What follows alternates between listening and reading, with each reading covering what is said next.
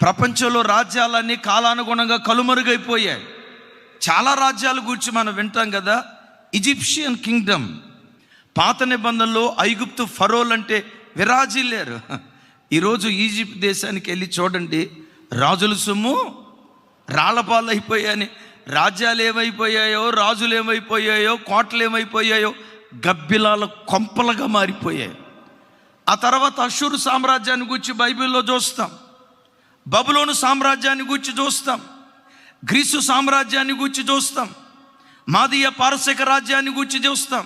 మనకు చరిత్ర అందిన తర్వాత రోమా సామ్రాజ్యాన్ని గురించి చూస్తాం. రాజులు పోయాయి, రాజ్యాలు పోయాయి, వారితో పాటు ఆ రాజ్యాలన్నీ నేలమట్టమైపోయాయి.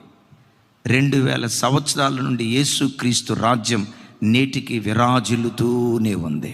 కొన్నిసార్లు కొంతమంది రాజులు భయపెడతారు, ప్రధానులు భయపెడతారు.